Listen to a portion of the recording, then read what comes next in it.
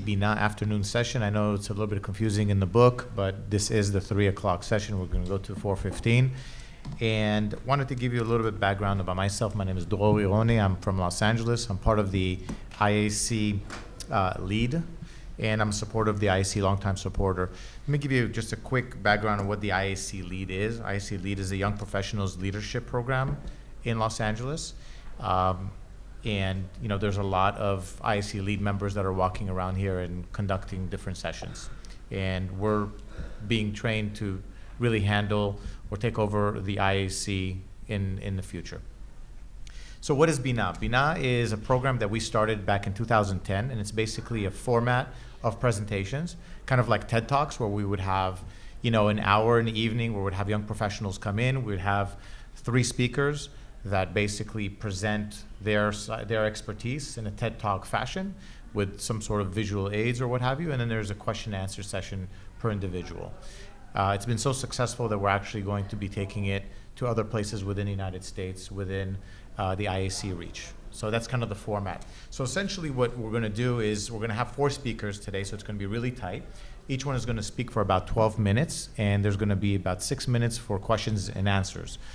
So you're free to ask questions, but I would really like it if it's going to be concise and give them time to answer. Hopefully we can get at least 2 questions per person. That'll be fantastic.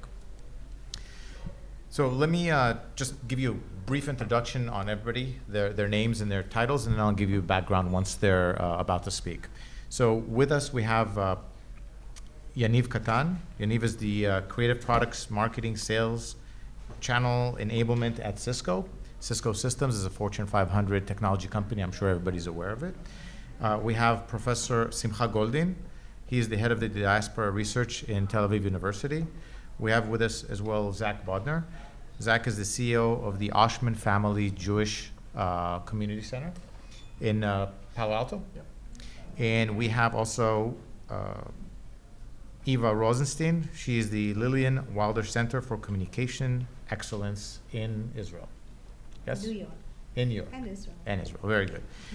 So let's jump right into it. And the first person that we'll introduce is Yaniv Katan. Yaniv Katan leads the creative marketing in Cisco. He will talk about how to deliver a message with impact through storytelling, basically the art and science of storytelling. Thank you. Do I need a mic or can you hear me okay? Perfect.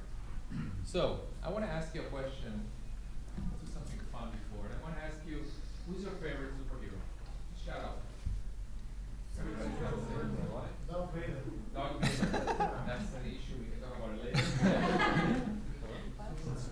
Superman. Anyone else? Wonder Woman. Go. Woman power.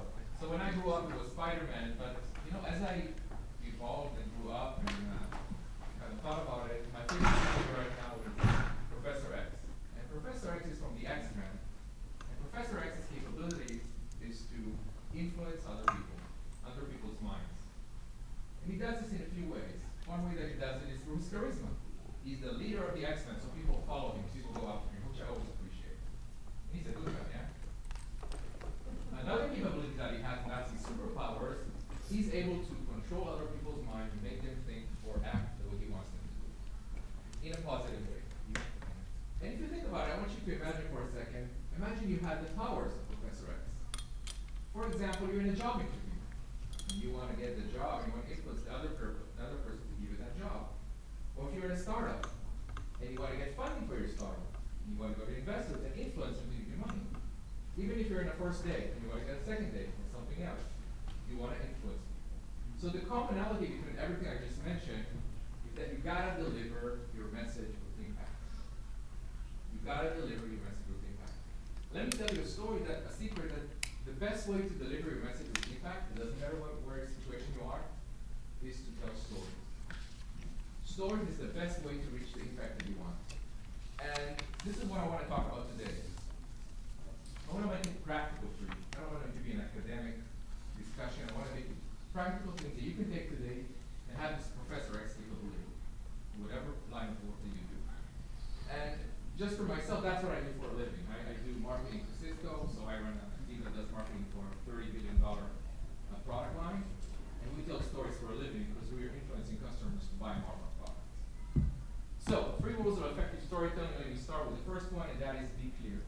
the way, some of the things I'm going to mention here are going to be quite obvious, some are going to be new, but the secret is how do we combine it into something that is effective.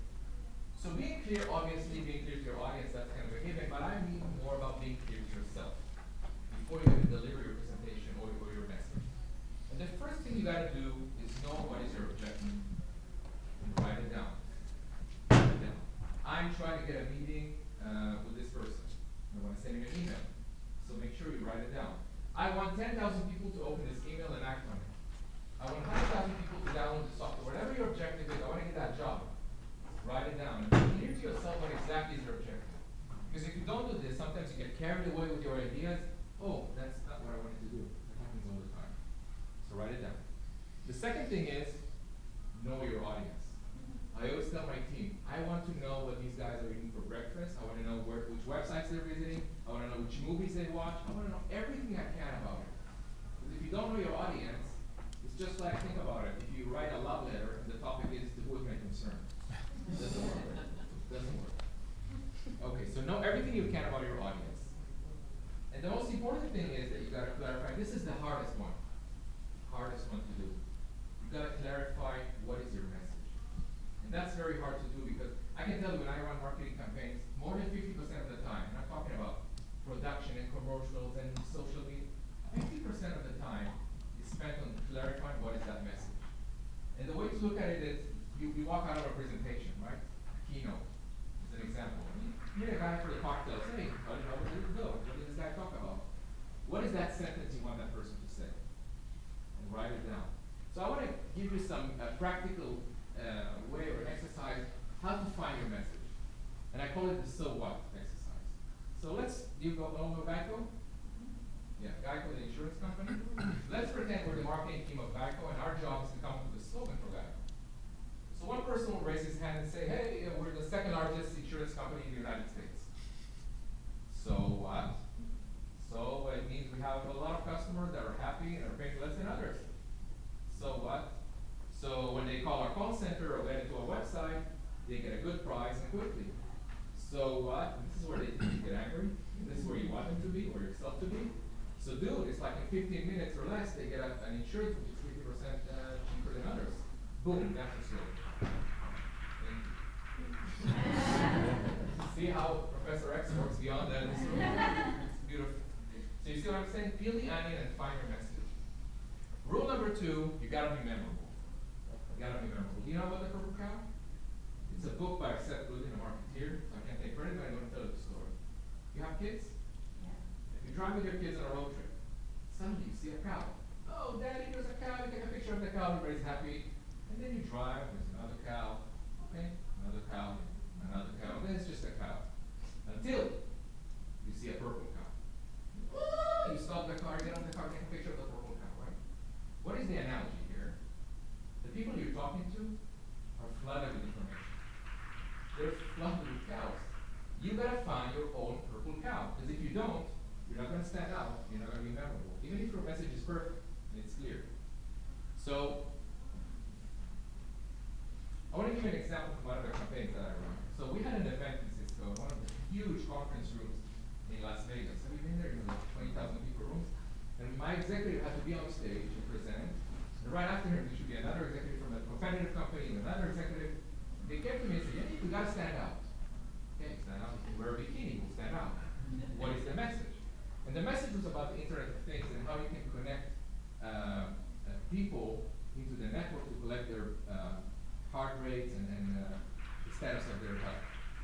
So what we did is, we thought about it and we said, everybody likes sports, right? Almost everybody. Let's use sports.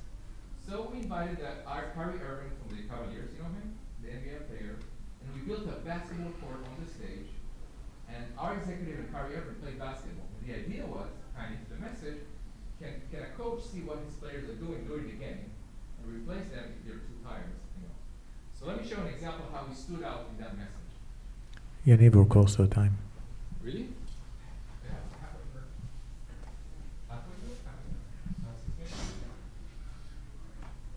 on May 8th, Keep your eye toes. in Las Vegas, two forces will collide for the battle of a lifetime.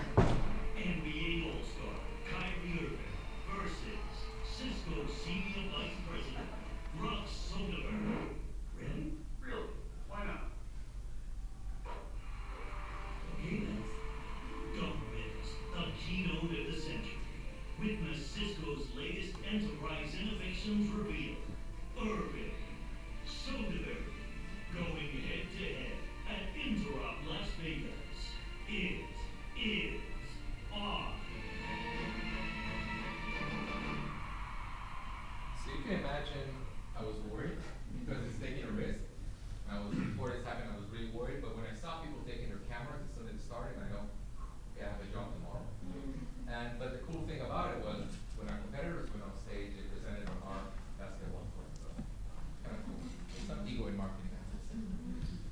Data. Back to our story. Data is really important. Use numbers and data, right? If you don't have data, you're just a person with an opinion. But the secret is how to use the data. Because you can throw numbers and data at people all day long. Most of us, model people, we don't remember data. So you gotta put it in context. Let me give you an example how to use data. So we had a press conference in Cisco where we had to say that we stole 20.5 million access points. Is it a lot? Is it better than our competitors? I don't even know. That's what I asked. So we said, so one of my people in my team said, let's put it in context so people will remember it. So what we said is that Cisco has sold more access points than Britney Spears albums. And we opened all the magazines the day after. What do you think the headline was? Give numbers context, give them meaning. That will make it much more memorable. So we said, be clear, be memorable. The rule number 3 is you gotta make an emotional connection. And if this is, I think, the most important rule of all. If you can make an emotional connection with your audience, it's like you took the message you worked so hard on and put it on that person's head. That's the Professor X capability. Make an emotional connection with the audience. So how do you do that? Stories. Stories is the best way to make an emotional connection. Use real people. Use real examples. Use a conflict. Use a nemesis. Use a story. Take people. I just gave a coaching workshop to the Katan guys, their high school kids. They were talking about PBS or reasonable innovation, and I said, okay, that's all great. Give the human element to it. Show that what people are doing and how people are innovating, which is use numbers and data. That will make people remember you. That will make people connect to you. So make an emotional connection and use stories when you tell. And it could be applied to everything. Remember I said the job interview? Instead of just saying what you're doing, tell them a story of how you solve the problem.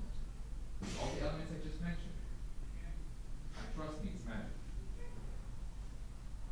And this is another element of making an emotional connection. You know, it happens all the time. I meet a guy, hey, before a presentation, what are you going to talk about? And he's like, oh, dude, I'm going to talk about we have this new solution. It's twice as fast than our competition. Wow, that sounds good. Good luck, break your leg. The guy goes on stage, and I don't know what happens. You might notice this. Like, he becomes like a robot suddenly and uses words that I don't understand. Like, we're seamlessly going to do world-class technology to innovate the synergies of, whoa, what the F are you talking about? I don't get it. If you talk with these kind of words, you lose the emotional connection with your audience. Talk like humans. Be approachable. And if your message is clean, and you stand out, and you use words like this, and you use stories, guess what? You will make an impact on your audience. So, the 3 rules of storytelling. Make it clear, make it memorable, and use emotions. And I want to finish my presentation with another example of my favorite campaigns that I run, because I get to act in it. So let me start with the problem, and then I'll show you a video. So we have a large audience of sales guys, Cisco. 20,000 sales guys. This is the money-making machine. Plus we have 100,000 partners that sell our stuff. So this is an important audience. Problem with this audience, that they don't really listen. So we want to train them always on the new stuff. They're busy, they're out looking for money.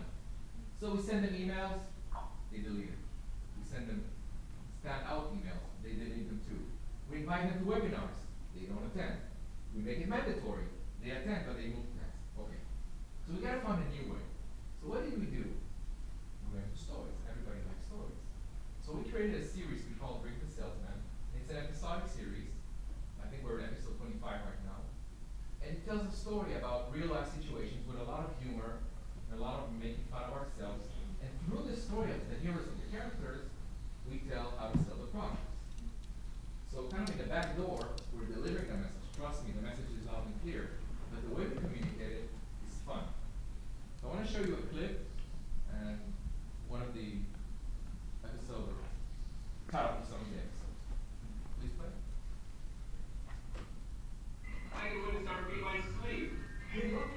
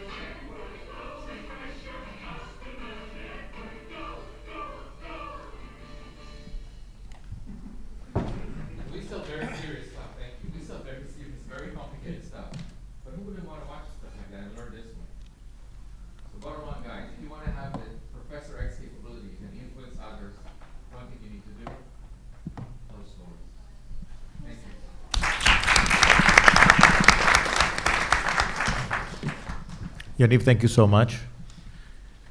You know, what you taught us is really useful once we walk out that door. So it's always great to have that. Question and answers to the crowd for Yaniv. Lunch was that good, huh? Okay. Yeah. Very good. So, you know, why don't we just jump in? If you have any questions at the end, please. Can you tell us about one of your favorite marketing programs that you did? Myself? Yeah, one of your favorite campaigns. So the question is that your favorite marketing campaign that you did. Okay. One of the campaigns that I've run was targeting IT managers. And IT managers, the problem with IT managers is they're like the hero behind the scenes. You don't know if you work in a corporation, but if the network works, you don't care. When your computer is slow, whereas IT, you know, that's the kind of mentality. So once we realized that, we said, let's build a story around that. So we developed a character, his name is Ike. Ike is our initial IT Willis, like Willis from the movie with Bruce Willis, when he's, never mind. Die Hard, yeah, like the hero behind the scenes. So IT Willis, Ike. And he's kind of a very, quiet guy that nobody really appreciates, but he's the hero behind the scenes. And he created a whole life behind it. He has friends, and he has someone who wants to be his girlfriend. She's not yet his girlfriend. And we told the whole story about this person. It looks like a Pixar movie. It's a cartoon. It looks like a Pixar movie. And the result was just amazing. Because we have people from all over the world. They related to the characters so much. So people from all over the world send us pictures of them at Ike in their labs, in their data centers. And we went into conventions, and I was amazed because I saw people standing in line to take a picture with a cat on a bike. So I said, okay, this is a marketing campaign that people fell in love with. We must be doing something right. And of course, we're talking about the products and the solutions, but that's only a way to make him the hero. Thank you so much. Our next speaker is Professor Simcha Goldin, a world-renowned expert in Ashkenazi Jewry. Professor Simcha Goldin is currently the head of the Diaspora Research Center of Tel Aviv University. Professor Goldin is also the father of the late Israeli soldier, Second Lieutenant Hadar Goldin of the Givati Brigade. Hadar was killed in action protecting the state of Israel during Operation Protective Edge in 2014. We all pray that we get closure on this, and Hadar's body will be brought back to Eretz Israel. Professor Goldin is going to talk about the development of educational leadership. Thank you.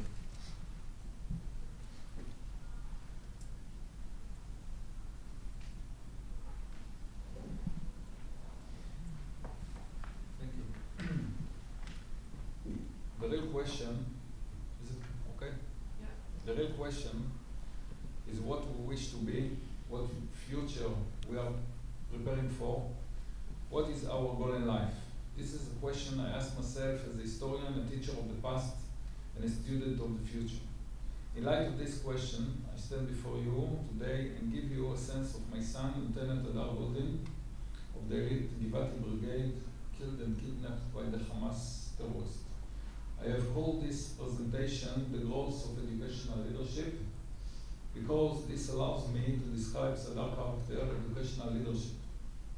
The things you will see were brought us during his Shiva by his mentors, comrades, friends, and commanders. They are all presented through the eyes of a young Jewish soldier who knew the answer to the question I posed at the beginning, what do we want to be? When Hadar finished his stint with Bnei Akiva, he brought a present for his mentors to make sure, quotation, they don't forget me. A pair of green boxer shorts, printed on the back and front with the messages he wanted to give them. Quotation so that it would lie as close as possible to them. Boxer shorts, that's intimate. During the Shiva, his mentors arrived rather embarrassed with the shorts he had given them 6 years earlier. They had printed the messages on shirts they proudly wore. That's also close to their hearts. What the messages are. The most important thing of Hadar was to believe in people. This message too inscribed on the most intimate sensitive place began and ended with faith, a burning belief in people, his mentors, friends, team, a burning, pure, full faith. I believe in lions because lions roar when they are afraid. Although fear is a natural, sensitive, initial human emotion, we can control it. Hadar was convinced that we can overcome fear by roaring against it like lions, to contain within ourselves the strengths of the king of the animals, using it to go out and stand tall. Hadar hated the word problem. There are not any problems, he used to say to his comrades. Only challenges. Challenges can and should be met. When we talk in the terms of problem, he used to say, we get stuck. When we speak of challenges, we think of overcoming them if we persist and don't give in to fear, but believe in those around us. The way was also something very important to Hadar. We spoke of it frequently. It is not just the goal that's significant, it is also how we attend it, with strength and humility. We wanted people to roar on the way, roar mightily on the way to achieving the goal as we overcome the challenges and crises we meet. We must defend and safeguard our friends with all lives. This is the most critical thing of all. And of course, leading the way in order to serve as an example. And everything must be done with one heart and soul, because everything must start with and be finished with the soul. Thus, with faith in you, in four walls, in the fact of fear, in the face of fear, on the way afterwards, and from heart and soul, we go out to fulfill our destiny. When our twins, Hadar and Dror, went into the army, they embroidered the words courage and humility, Oshman, on the rifle straps. That's it, yeah. Hadar didn't know how to embroider properly, so his mother explained how to embroider the letters. The result was minute lettering, only visible to those who knew to look. 2 years after he was killed, a military photographer found this picture, taken on the 17th of July outside Gaza, 2 weeks before he was killed. Hadar is directing his unit, the commander sitting with his company, right in the middle of them, serious and ready. You can see the words courage and humility embroidered on the rifle strap. It was important for our children to find the best way to describe the Israeli fighter and hero. Although courage and humility may seem indifferent, they can complement one another. The smart person understands that whoever finds courage and humility will be truly courageous, and he who finds humility and courage will be truly humble. Courage is the strength that dominates your whole personality. It's not just courage, but the boldness to express something great and true, the ability to understand your superiority over the enemy and find within yourself what you didn't know you were capable of. Humility is integrity, honesty, and greatness. It is the recognition that you are part of something bigger and more enduring than yourself. That if you act in accordance with it, you can find and develop your personality. This phrase, courage and humility, Oshman, was a brick our twins sought to add to the moral values after that guided the IDF. They wanted to add another layer of Judaism to its ethical norms, to give expression to the moral character of Jewish fighters, modern fighters, in the land of Israel from the days of King David up until our day. After Hadar was killed, his Givati comrades added these words to the brigade symbol: Samson forces, the wings of an elite unit, the IDF protective sword, and courage and humility. Hadar was known for his smile, which he always wore and attached him to his surroundings. As you see here, he would smile even when carrying stretchers. He's the only one. My children have an interesting take on this drill, I quote, carrying the stretcher, you start to really know yourself. Everyone always thinks that marching drills with stretchers as are designed to harden and break soldiers, but that's actually not the case. Think about the situation. Your friend has been injured in battle, you are taking care of him, and you have to get him out of the field as quickly as possible, and to those who can give him a better care. You take hold of the stretcher with 3 other comrades. Now everything is up to you. How hard you try and how quickly you decide to give up. 4 squad members are carrying the injured and several others working alongside. If you can't go on, if you whistle, someone else will immediately replace you. At such moment, you really begin to learn who you are, whether you will stick it out, whether you will give up, how important it is for you to save your comrade, how much you are prepared to sacrifice for him. It's you and your strengths. Then you really start to know what you are actually made of. It's you and yourself. Will you let yourself give up? How far can you push yourself? In the following picture, it is Hadar with commander, and his soldiers who are carrying 3 stretchers, not one. You can see more of them smiling. Hadar the system, in the middle of a brutal drill and before going on leave, he would stand his unit in a V formation like this and ask each one to pick a value, integrity, endurance, friendship, etc., and indicate which of the members had exemplified it during the drill or the week. The soldiers call it Hadar V-value ritual. Hereby, Hadar transformed the natural tendency towards conflict and anger in times of crisis into a search for constructive team-building attributes.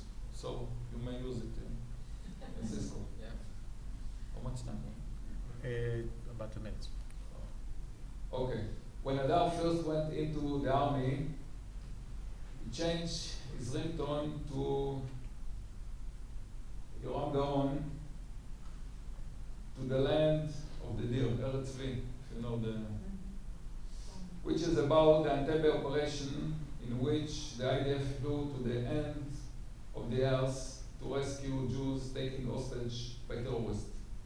Is epitomized for him what the IDF stands for. It was one of his favorite songs, in particular the lines, to a nation that will not be still, that will not abandon its sons to foreigners. In Hebrew, much.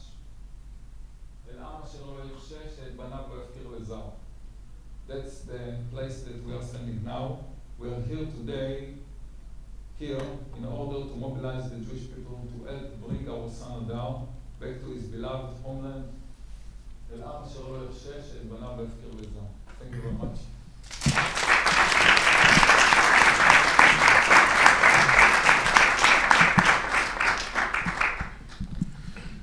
Professor, thank you so much for sharing with us Hadar's words.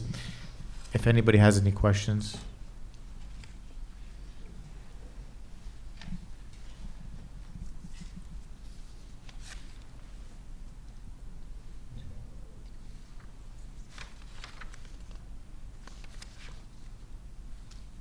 Okay. Our next speaker is Zack Bodner.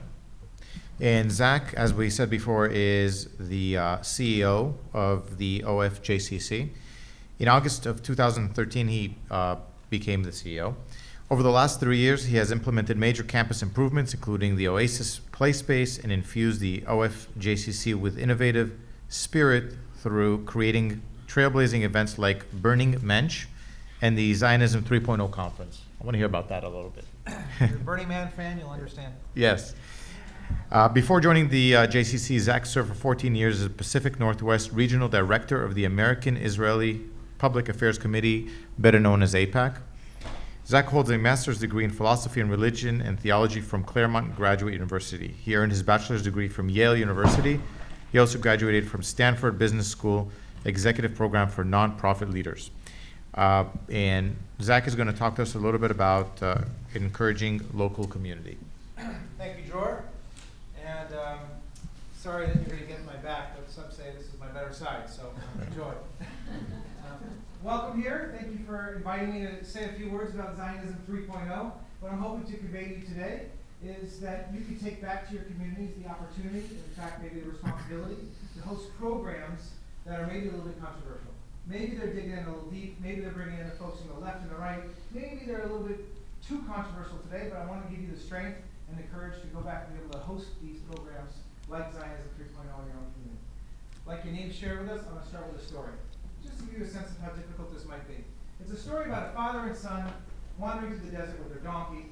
The father is on the back of the donkey, the son is walking by right next to him by his side, and of course a stranger passes them and he starts scolding them, shaking his finger at them, saying to the father, "You're a healthy man. You make your poor boy walk in the hot sun in the sand, and you're sitting on the back of this donkey. Shame on you."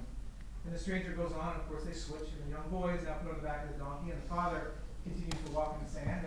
And another stranger walks by and wags his finger at them and says, "Look at you, young boy. You're strong, you're healthy. Your old man father, you make him walk in the sand in the hot sun like this? You should be ashamed of yourself." And then they look at themselves, they don't know what to do. Are they going to pick up the donkey, carry the donkey on their own back? Are they going to walk in the desert? And they realize that they just both need to continue to walk in the desert on their own. The moral of the story is that you can either sit on your ass or you can get off your ass, but somebody's always going to be all over your ass. You're never going to make everybody happy. Okay, so at the end of the day, this conversation is about how you can have integrity, how you can host these programs in your own communities without giving up on your values, without compromising your integrity, but doing the right thing. Now for us, this started back during the Iran deal. Just about a year ago, you may recall, in September of last year, the Iran deal was coming to a head. Now, as you heard Dror say, I had worked for AIPAC for 15 years. So for me, the Iran deal was nothing but bad news. So we hosted a series of speakers at our JCC to talk about why the deal was such a bad deal. Okay? And finally, one of my board members came to me and said, "Are you going to have anybody speak about why they think the deal might be a good deal?" And of course, I said, "Oh, don't be crazy. You should that. This is a terrible thing for Israel, for America. We're not going to host somebody." And he said, "Look, I would just encourage you, if you want to continue to be the living room for the community, you need to think about being able to be a place where a variety of opinions can be expressed." And I struggled with this. I struggled long and hard. I realized, you know what? Perhaps this JCC is bigger than just me. Perhaps it's a place that has to convey values and thoughts and ideas that are bigger than just my own. The JCC is not just my own playground to convey my own sense of Judaism or Zionism or kashrut. So I really struggled with how to do this. And in the end, what we ended up doing is hosting a panel with 2 speakers in favor of the Iran deal, 2 speakers against the Iran deal, and 1 moderator. And we had hundreds and hundreds of people come. We had over 800 people come. It sold out our hall. We ended up having to live stream it. And it showed that we could do this. We could do this in a way that brought the community together, that wasn't divisive, and it ultimately gave us strength and the conviction that we could do Zionism 3.0. So at the end of the day, this was about, in many ways, having integrity. I didn't give up on what I thought my core kishkas and my values, that we should be bringing somebody in to talk about the value of the Iran deal as a standalone event. But at the same time, I recognized that the JCC was bigger than just me, and I needed to have some sort of venue to share alternative views. So now I'm going to give you the 6 ingredients for how I think that you can go back into your own communities and host something similar. What we ended up doing with Zionism 3.0 last year, and we just last weekend hosted the 2nd annual, as we brought together the entire community, the far left and the far right, and we did it in a way where we can come together and argue passionately and civilly like family. And that's what it was all about. The first rule is to set the boundaries early. Okay? All tents have poles. You need to set your poles where they're right for your community, and they're going to be different in everyone's community. But I encourage you to push yourself. For me, this was a question of whether we included J Street. Okay? Not a fan of J Street, putting it out there personally. As somebody who was for 15 years working with AIPAC, I recognized what I felt was a force that they were bringing to the table that I did not feel was constructive. And yet I knew that they were an important player in the liberal Bay Area, and I needed to push myself. I needed to lead by example. I needed to recognize that there was a place for them at this conference if we were truly going to be speaking to the broad community and not just speaking to ourselves. At the same time, I wasn't inviting JVP, Jewish Voice for Peace. I was not inviting, JVS is a wonderful organization, Jewish Vocational Services in our backyard. But JVP, Jewish Voice for Peace, not such a wonderful organization. This is a pro-BDS organization, and we said, you know what? We are not bringing in pro-BDS voices. This is a Zionist conference. We are a Zionist organization, so we're going to set the boundaries where we need to. And this is going to be a Zionist conference. It meant getting community buy-in. So I needed to go out there and put my own reputation on the line and talk to folks. So I went to the conservative members of our community, some of them the major funders of our community, and I said, look, you're not going to like this, but we're inviting Peter Biner to speak at our JCC. Okay? But trust me, we're not going to let this turn into an anti-Israel bash fest. And then I went to the liberals in our community, and I said, trust me, we're going to have a variety of opinions at the table. Ours would not be sponsoring this. New Israel Fund would not be sponsoring this. If it wasn't going to be a variety of opinions, you could trust me on this. In the first year, it took a lot of my own personal putting it out there, putting it on the line, and ultimately, people putting their faith in me, and I'll talk to that in a second, but it worked. Okay, so getting the broad community buy-in, helping people understand that there were tent poles, and we weren't going to go beyond that, was very important. The next step is to set the tone from the get-go. There's this new thing now in the university world, in many academic settings, called trigger warnings. Have you heard of this? Trigger warnings? Some people are nodding. So it's this silly thing now when a professor's going to get up and talk about something that might be a little hurtful to some students to hear, might show some images that are going to be a little tougher than to see. They say, okay, trigger warning, right? You're about to see something. Okay. So it's silly, but I said we have to do that at the beginning of our conference. So last year, and actually before the Iran deal, and every time we have a controversial speaker, we put it out and say, look, you're going to hear some things that you don't agree with, but it's okay. We're all mature adults. We can listen to things we don't agree with. And the only rule of the house is you have to respect everyone as if they're guests in our own house. You can disagree, you can challenge, you can debate, but just do it respectfully. That is the requirement. If you can't do that, you're going to have to leave. So we set that out from the get-go. And what it does is it lowers the tone. It lets everybody understand, and it's not surprised if somebody says something that's so outrageous to them. Because they're now going in expecting that they're going to hear something maybe a little scary, a little controversial, and it actually worked. So by the end of the day, people were appreciative of being able to have that conversation where they disagreed, but they understood they could do it civilly. All right. The next step is being willing to take some risks. You have to be willing to push the envelope. I set the example from the beginning of saying, look, I'm going to bring in people and organizations that I personally vehemently disagree with, okay? But I'm willing to take that risk, hoping that they'll behave themselves and it'll be a productive day. One of the other risks that we took is we talked about it being the Zionism 3.0 conference, okay? There was a lot of pushback in our community. Unfortunately, the word Zionism has become tainted over the years. Unfortunately, those who don't like the word so much have taken it and turned it into a dirty word. And I said, it's our word, we're going to take it back. Zionism is something that's beautiful. It's something that's miraculous. It's something that's helped make the desert bloom. It's something that's given Jews in the diaspora a straight back again. We're going to take back the word Zionism. We're going to use the word Zionism. And we were co-sponsoring this event with Haaretz. And let me tell you, Haaretz wasn't so crazy about that. But we pushed and we said, let's take a risk. And we called it Zionism 3.0 because not only is it a cutesy Silicon Valley thing, but I really believe we're in this moment of the need for Zionism 3.0. The reason why I'm asking you to go back to your communities and try to host something similar, small scale, big scale, doesn't matter, we can help you do it, is because Zionism 1.0 was the pre-1948 Zionism.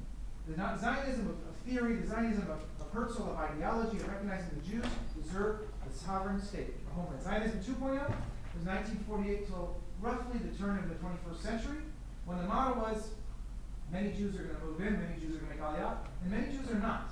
And those Jews who stay back and do not make Aliyah, it's our job to support them. It's our job to support them politically, financially, diplomatically. But we don't get a say.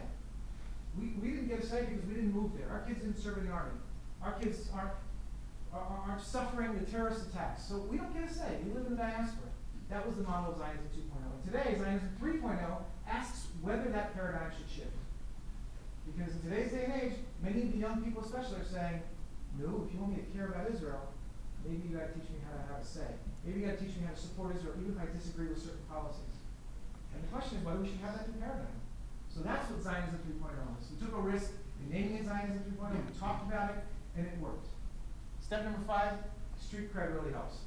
This is what I said before, having 14, 15 years at APAC, I had credibility in the community, so I can go to those people and say, trust me on this one. It's not going to turn into one of these conferences that you're going to be embarrassed by, that's going to make you want to walk out, that's going to make you want to stop funding the JCC. And if you don't have that personally, you need to find that person in your community who does it. Everybody has somebody in their community who has that has that street cred? Maybe it's a pair. Maybe it's somebody who has credibility with the right, and somebody else who has credibility with the left, and the two of them hold hands and do it together. But it's very important that somebody has the credibility to be able to say, trust us, especially the first time, give us the benefit of the doubt. This is not going to turn into a big anti-Israel bash fest. We are going to have a productive conversation about mishpacha. Okay, like family. It's going to get heated, but we're going to do it with respect. So that street cred is really important, and if you yourself don't have it, find that person in the community to be the chair of the committee or beyond the committee to make sure that you can. And number 6, lead by example. I'll come back to where I started.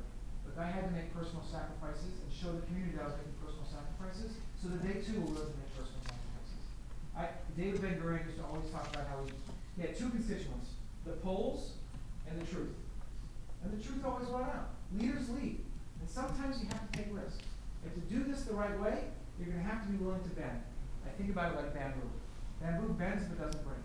You have to stick to your convictions and be strong, but be willing to bend a little bit, be willing to make some compromises, but don't compromise your integrity. Stick with what's right inside, and make sure that your leadership backs you. It's very important to have your leadership behind you. Okay, and that takes time. It takes time to build up that respect and work together. But I'm telling you right now that this is an historic moment for the Jewish people. Think about it this way. This is my final slide. No time ever in the history of the Jewish people has there been both a strong Jewish diaspora and a strong Jewish homeland. Never. Except for now. There's been one and there's been the other.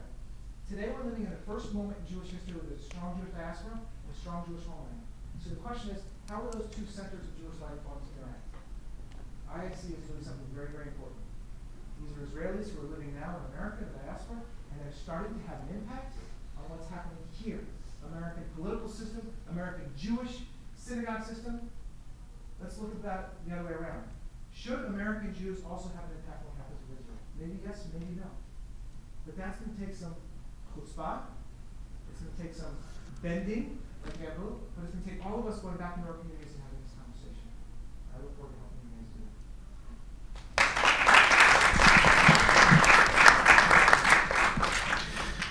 Thank you, Zach. This presentation, I think, is a little snippet of what AIPAC's DC, their annual meeting looks like.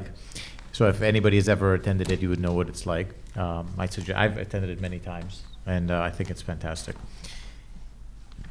And if anybody is up in the Palo Alto area, I think you should check out the JCC up there. It's actually a beautiful campus. It's phenomenal. I have a couple of questions for you, if I may. 2 questions. Number 1, you took a risk in doing this Zionism 3.0. How did you mitigate the risk of having this kind of as a runaway presentation, or somebody filibustering a certain position, or heating up the discussion? How do you control that? Because it can get out of hand very quickly, especially when you have a big audience there and with differing viewpoints. And the second question is, ultimately, how did it turn out? Okay, good question, Dror. First, we used modern technology to take written submission of questions. We didn't have microphones where people could stand up and make soliloquies and rant and rave. In the old days, people would write submitted questions, and then our community these days feels like it's shtuyot. It's not transparent because you're picking out the questions you really want to use and the ones you don't want to use. So we used an app called Evenium that one of our members is the founder of. It's Silicon Valley, after all. What it allows the individual participants to start typing and texting their own questions that pop up on the screen. Okay, so it was an interactive component. So some people, the ranters and the ravers, they got quickly alienated and ostracized by the rest of the community. You know, it's just like Facebook that way, right? And we didn't have it taken up the whole screen. We had to take up part of the bottom, the speaker's face. But the speakers could then pick and choose which of the questions they wanted to ask. So we engaged them that way as opposed to giving them the open mic. Okay. Was it successful? Yeah, I think it was successful enough that we were able to do it again this year. We partnered with Times of Israel rather than Haaretz for logistical purposes. And the people have already asked us to do it again next year, so we have a date for next year's program. And I think that what's become interesting is this question of at what point do we have the conversation about criticism of Israel in the diaspora, right? And why should it only be about criticism? And I think that there's a lot of service around this. Okay, it doesn't make people comfortable, and when we have to be willing to acknowledge that there's a whole host. And I was just talking to Cody. I don't know where he went, but he's the guy who was working the AV. who said he leads birthright trips every summer, and this is the number one question they get from these kids who are coming back from birthright, is how do they have a meaningful, engaged, authentic relationship with Israel if they don't agree with Israeli policies or decisions? Why is it that as Jews we can have decisions and opinions about every single thing in the world, every country, except when it comes to Israel? As American Jews, you're not allowed to have an opinion about Israel. Right? So that question is going to get deeper and deeper every year we do this, Dror.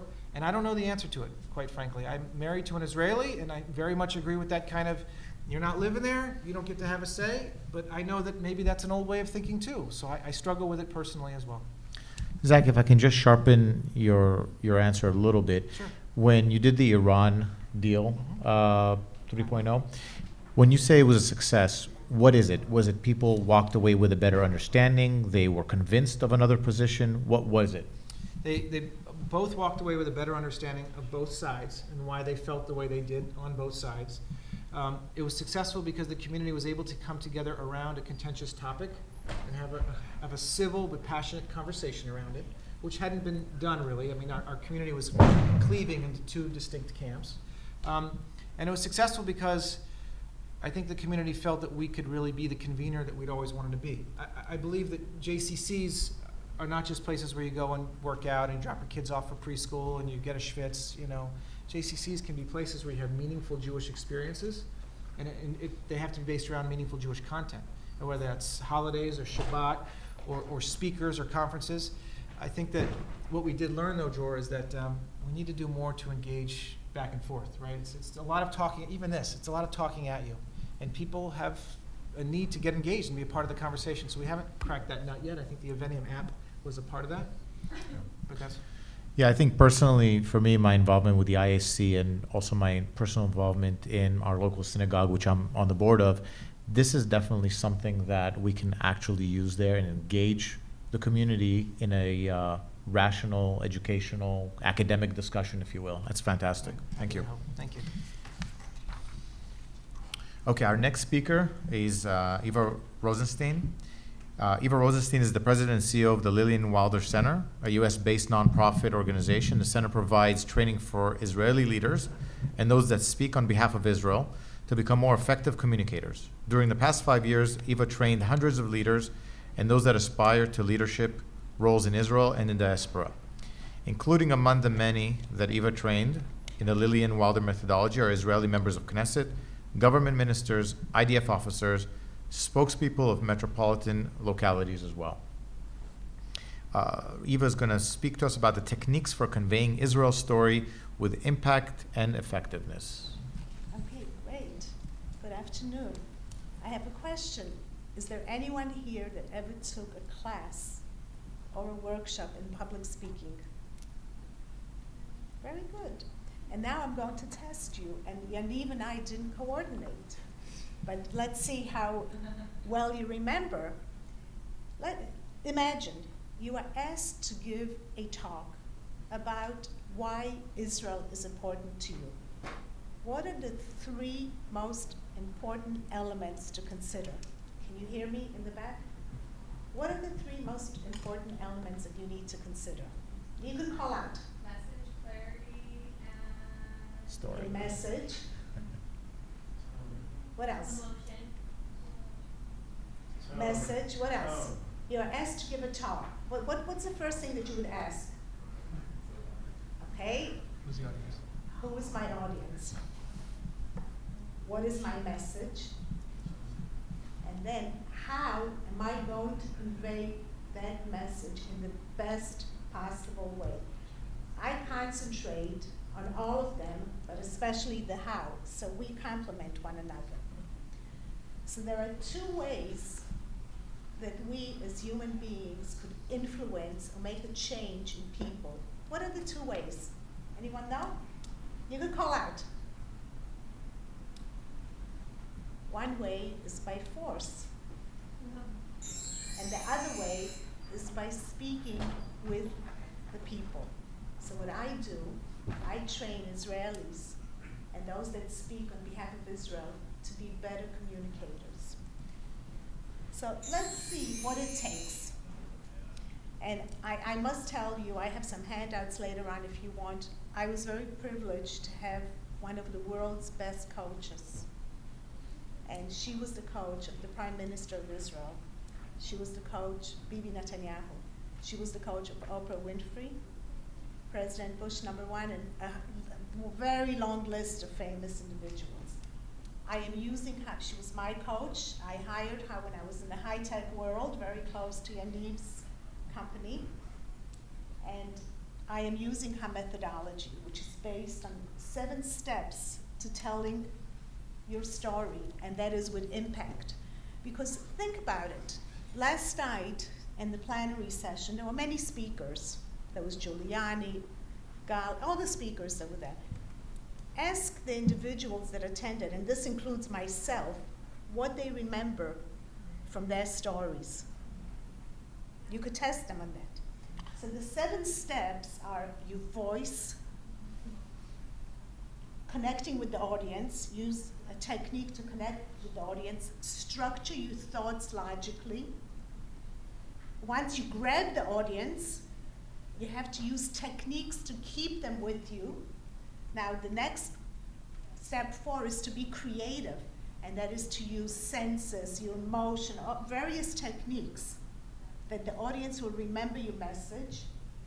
Step 5 is to persuade. Whenever you are speaking to an audience, there's a reason you want the audience to do something. I'll review that quickly with you, and the last 2 steps is to be real.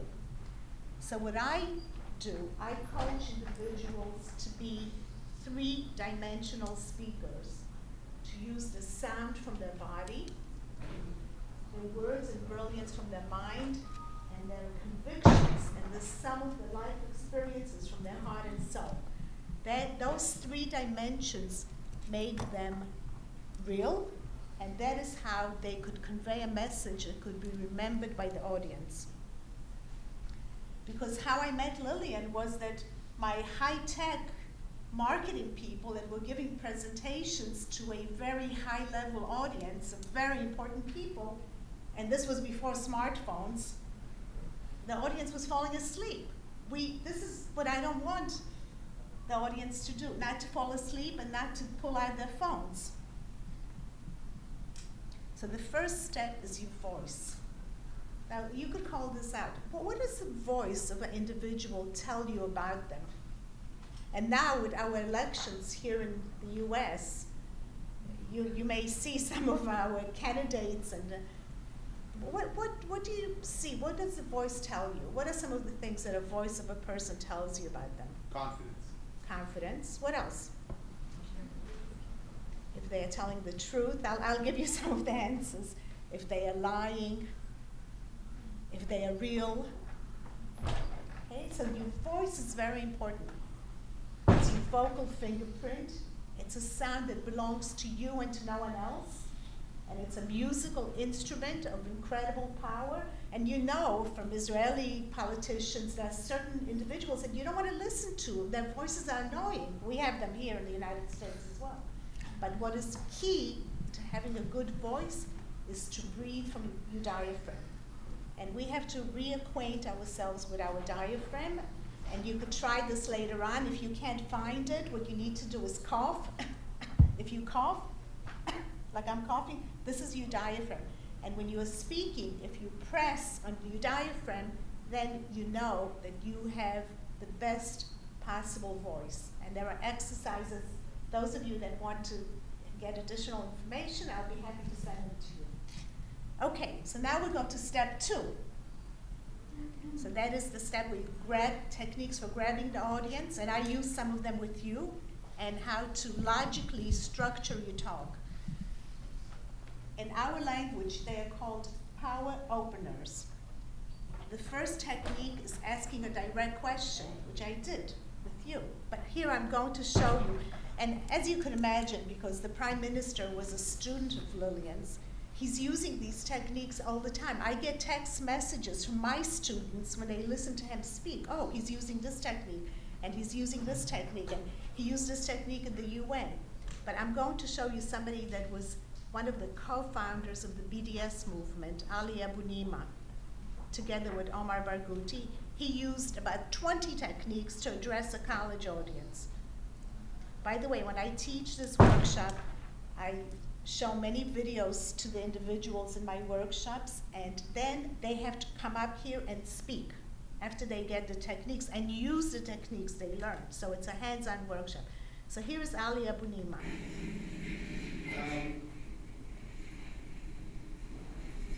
I want to start by asking you, how many of you became active on this issue in the past year?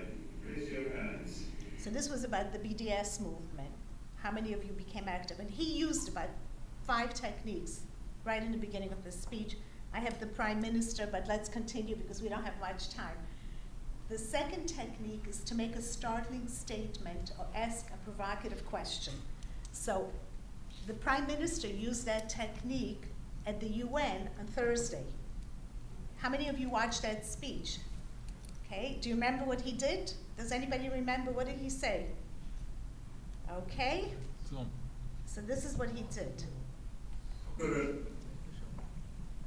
Ladies and gentlemen, what I'm about to say is going to shock you. Israel has a bright future at the UN. Now, did you see the Prime Minister had a pile of papers because he doesn't use teleprompters, but that's something that I teach as well. It's a technique because when a speaker is using teleprompters, the teleprompter is a barrier between him and the audience. Now, what did he say? That the UN, it's something that no one expected him to say, so it's startling. And then what did he do? Does anyone do you remember what he went on to do later on? It was a great speech. Okay. Let's continue. The next technique is to share an experience, and that is telling a story about yourself. I have Condoleezza Rice here that she was speaking at the Republican convention 4 years ago, and she shared her story about 9/11, and the theme of her speech was that the terrorism has not vanished after 9/11. Okay, the next technique is to give the latest news. You could walk in with a newspaper, you could give the latest news, but as you see here, I didn't erase all of these videos that I have because I have so many examples to give you. The fifth technique is to ask the audience to do something, and that could be to raise their hand, to clap, to call out. I did that with you. Tell me, you could call out.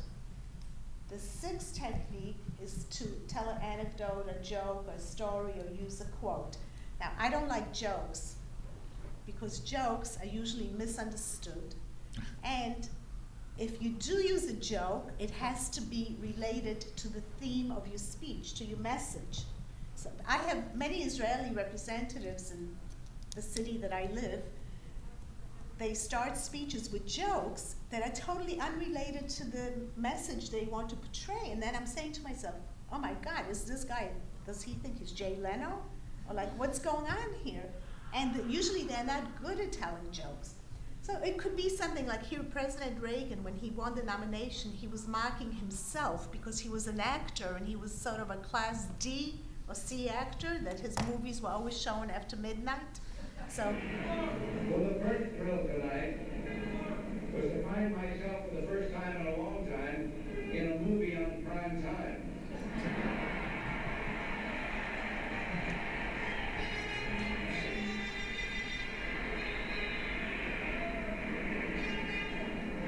But this, as you can imagine, is the second big thrill. So here he was mocking himself, and you may know if you study history, he was known as the great communicator. Lilyan was coaching his vice president. She loved his work, and he spent hours on each speech. He would rewrite it, and he practiced and so on. The seventh technique is to give a demonstration or to use a prop, bring something to show. And I'm going to show you Ali Abunima at the same event, and look what he did, and tell me why he did this. Remember, BDS. Oh, sorry about that. Here is Ali Abunima. How many of you have heartburn? Heartburn. That's a few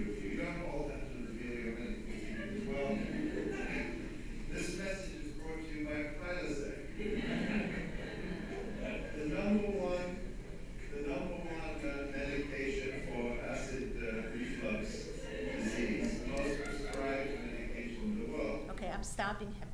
And he does tell very good stories. He's not a great speaker, but his stories are great. So why do you think he brought that Prilosec? Remember, BDS. Does anybody know? Best-selling medication in the world. BDS? Sorry? Right. Who manufactures Prilosec? The generic? Teva. So he continues in that speech to tell the audience, you are young, you are college students, but one day you're going to have heartburn, but your aunts and your uncles and your grandparents and your parents have it. So tell them when they go into Walgreens and CVS to look in the back of the box. If it's made in Israel, they shouldn't buy it.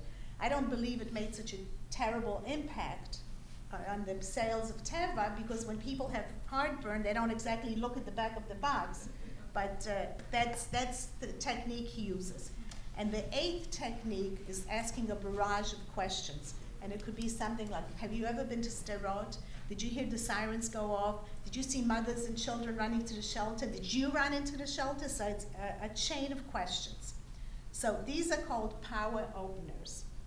Now the next section is to organize your talk logically.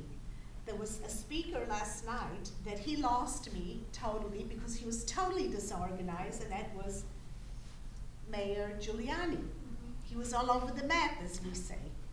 So when you are speaking, you have to have a logical talk, and you have a beginning, a middle, and an end, because remember, when you're speaking, you're writing for the ears. You are writing for the ears. It has to be logical. So you need to use one of those response getters in the beginning. I'm not 12 minutes yet. No, I looked at it. I'll finish quickly. It's also a technique. You have to tell them what you're going to tell them. You tell them, and then at the end, you tell them once again what you've told them. And if possible, you finish with a bang. And here is an example of Prince Charles at Holocaust Remembrance Day in London. I could have read from the writings of those like Anne Frank, who wrote so touchingly about their experiences. But what I find so deeply poignant and powerful are the 3 lines scratched anonymously into a wall by a victim of the Holocaust, which read, "I believe in the sun even when it's not shining. I believe in love even when I don't feel it. I believe in God even when he is silent." So that is what we mean by ending with a bang. These were the last words that he said. Okay, the 3rd step is to keep the connection of the audience, and I'm told I have like 2 more minutes, right, to go. And you use very similar techniques as you could see here. I have a wonderful video here, but I'm going to skip it. You have to come to my workshops. But what you have to remember, that pausing is important, making eye contact, and you have to keep the audience reacting. You have to keep the audience reacting when you're speaking to them. Now, why did Ali Abunimah and the Prime Minister and other leaders use images and they bring something to show? And this is something Yaniv probably knows from his work, that your ear is only 1/10 the strength of your eye. Your ear is only 1, so your eye is 10 times as strong. So speakers think when they are speaking that everything that they say goes into your ears. It doesn't. So that's why we have this expression that images speak louder than words. So when you are dialoguing with the audience, you need to be a sleuth. You need to be a balash, as we say in Hebrew. You have to know everything possible about the audience. So you have to see if they're reacting, if they're falling asleep, if they're getting it. So you have to stay tuned to the audience. Now, creativity is the next step. And that is, when we were speaking about emotions, we have to use techniques to get the audience connected. So the senses is one technique. We have to use proper language. We have to use language to create word pictures, using metaphors, similes, and analogies. Now, here's an example, using contrast.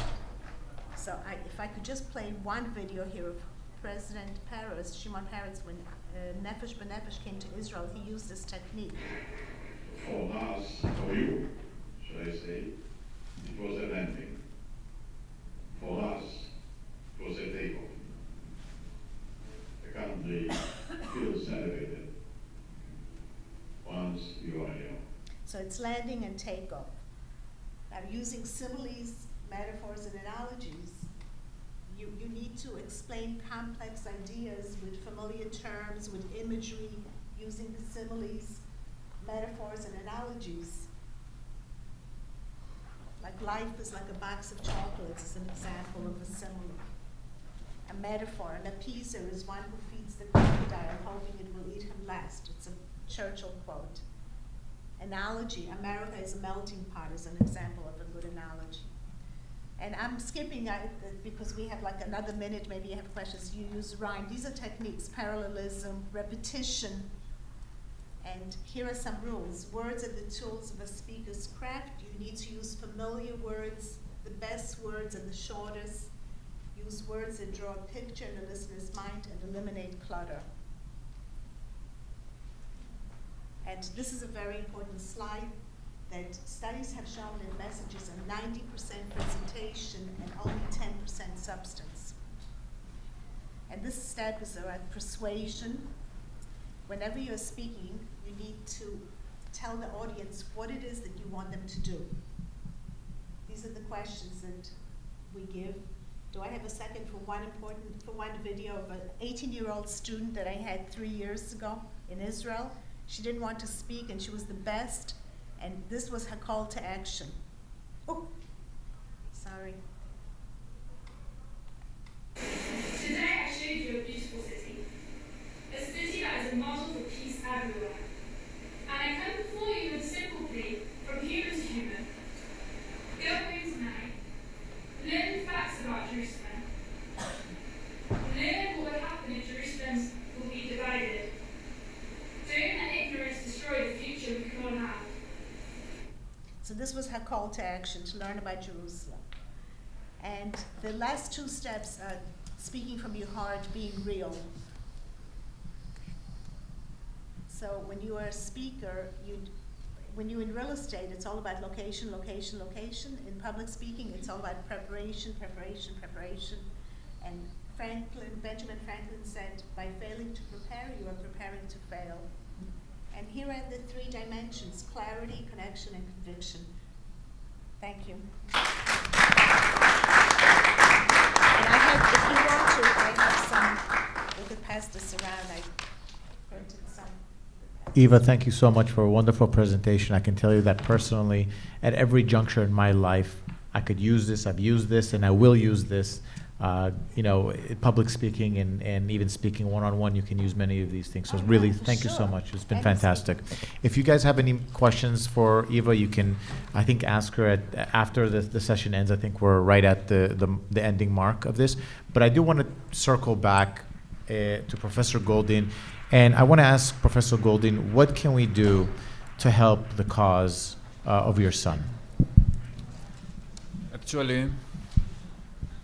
Actually, my son was killed during the ceasefire in Gaza, a ceasefire that was brokered by UN Secretary Ban Ki-moon and United States Secretary of State John Kerry. So if they brokered the ceasefire, and John Kerry is now going all over the world trying to do ceasefires in Syria and elsewhere, we as a family think that he might be accountable, he and Ban Ki-moon might be accountable about bringing Hadar home, and there are another soldier in the hands of the Hamas, Shaul Oron, in order to solve the problem, in order to get some resolution before he ends his, their boss and their duty in the UN and in the US government, and bring and try to build something new within the relationship between Western liberal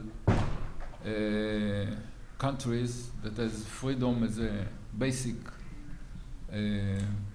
in their life, and bring back those two soldiers to be buried in Israel. And I'm not American, but as Americans, you can go to your senators, you can go to the congressman, you can go to your president, and tell him about these 2 Israeli soldiers that were victims of a ceasefire, not a victim of a war. And that's our message for today. Thank you, Professor. Thank you. Everybody, thank you for joining us. I hope you have a wonderful rest of the conference and hope to see you soon and maybe next year. Thank you so much.